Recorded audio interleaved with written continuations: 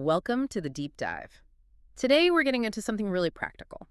We're looking at how to combine two ancient systems, Feng Shui and astrology, to create active wealth. Exactly. It's about merging the wisdom of your physical space with, the precision of cosmic timing. I love that. So we're moving beyond just passive hope and really looking at how to design your life for opportunity. That's the key word, design. A lot of our sources kept coming back to this one idea. Life is a hologram. A hologram. Okay, break that down for me. How does, say, moving my sofa affect my bank account? I mean, it sounds a little out there, but the idea is that your physical world, your home, is a direct reflection of your inner world, your thoughts, your intentions. A microcosm of the macrocosm. Precisely. So if you want to change your financial reality, you can't just wish for it. You have to change the thought and you have to change the physical space at the same time. It's about getting your intention, your environment, and your timing all lined up. Okay, so let's get into the nuts and bolts.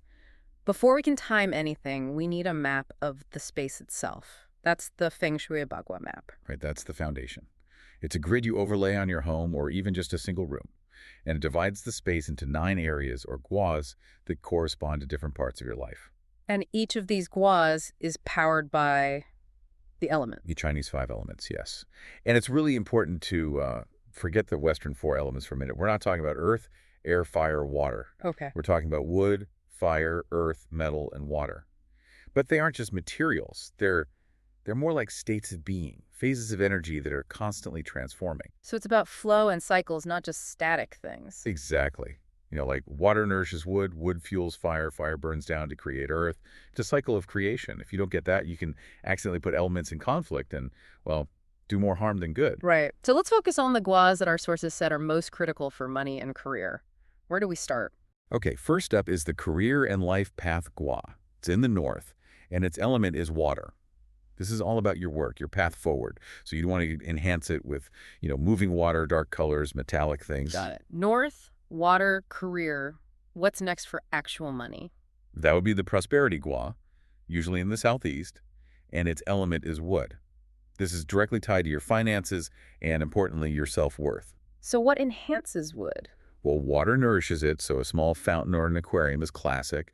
Blues, greens, even purples and reds work here. Think active symbols of wealth, a beautiful plant, a little treasure box, something that feels abundant to you. Okay, and I saw there was another wealth area. Yes, the wealth gua. This one often links up with the 8th house in astrology, so it's about shared money, investments, big financial transformations. The enhancements are similar: active water, symbols of abundance like a jade plant. And what about reputation? For a business owner, that's huge. That's the fame gra, south. It's pure fire element. This governs your reputation, how you're seen in the world. If you want to stoke that fire. Literally. Most symbolically. Mm-hmm. Red colors, pointed shapes, maybe frame your diplomas or awards. And you definitely want to keep water elements out of there because water puts out fire. This all makes sense, but it also sounds like you could get started and just move a bunch of stuff around. Is there a first step? Oh, absolutely. The non-negotiable first step, according to every single source, is intention and clutter clearing. Clutter. Clutter is just stagnant energy. It's a physical block. We saw this great example of a guy whose career was totally stalled. Turns out the back corner of his office, his fame gua, was just piled high with boxes from a failed business he started years ago. Oof. So he was literally storing his past failures in his reputation area. Exactly. As soon as he cleared it out, he said new opportunities started flowing almost immediately. Feng Shui isn't a magic wand. It just clears the road so the opportunities can actually get to you. Okay, so clearing the road. I want to go back to this idea of the elements as a dynamic cycle, not just stuff you place in a room. Yes, this is so critical. Feng Shui isn't a set-it-and-forget-it thing. The energies are always in motion. You mentioned cycles. There's a producing cycle, but what about the opposite?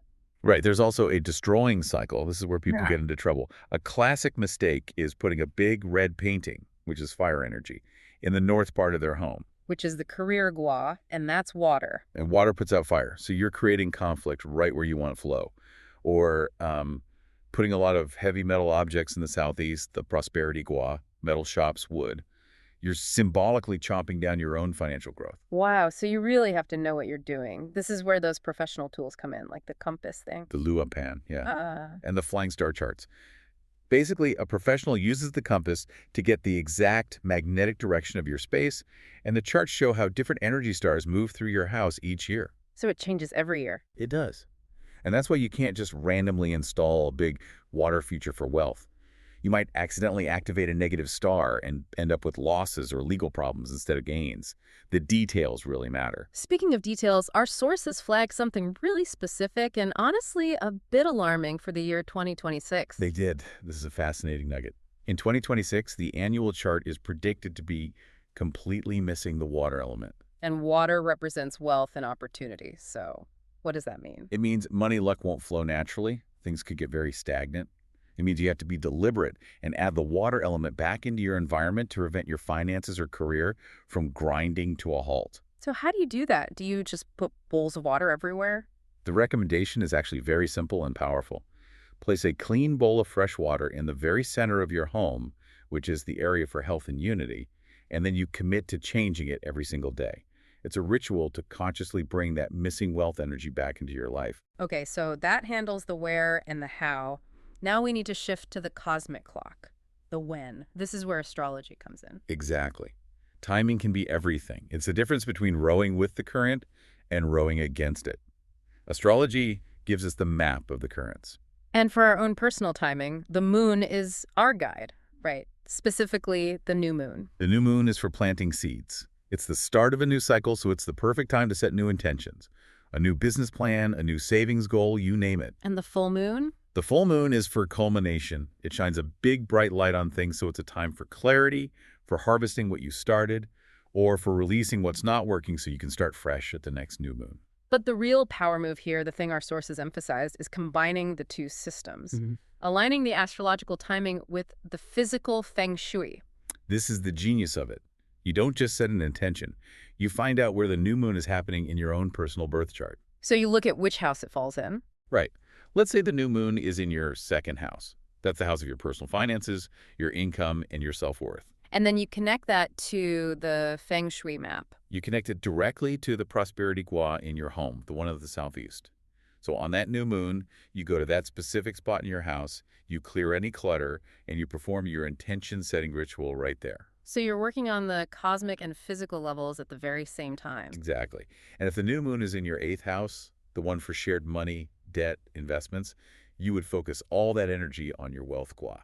It just magnifies the effect. That's powerful. What about bigger things, like not just a monthly intention, but launching a business or a new product? That's where electional astrology comes in.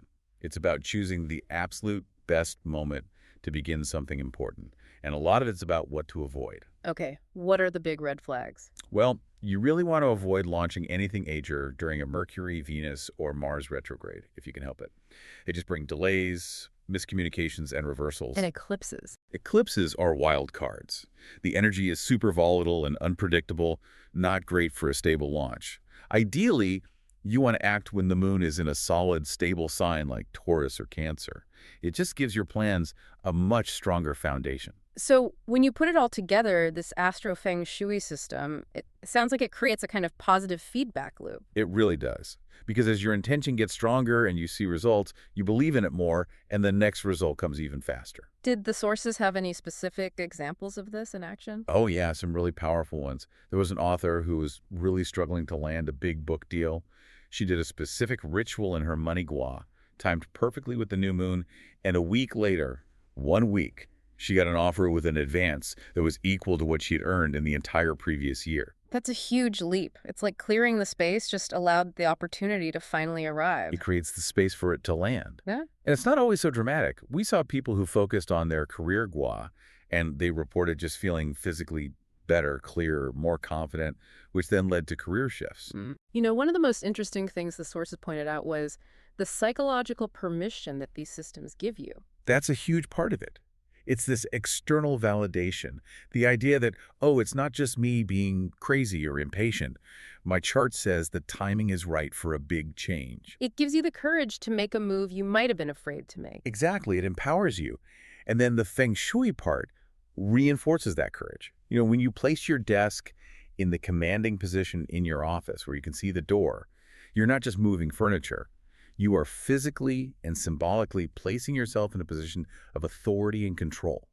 It supports your energy. So at the end of the day, designing abundance is this ongoing process of managing your space and timing your actions. It's the continuous effort to get your little world, your home, to resonate perfectly with the big world and its cycles of opportunity. Which brings us to our final thought for you to take away. Our sources draw a really sharp line between people who have financial wealth but live in a constant state of lack and people who cultivate a true inner sense of prosperity. It's a state of mind, not just a number in a bank account.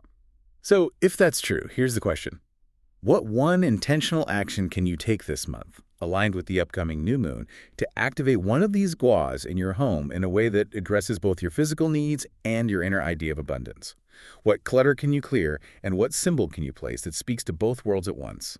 Until next time, keep digging deeper.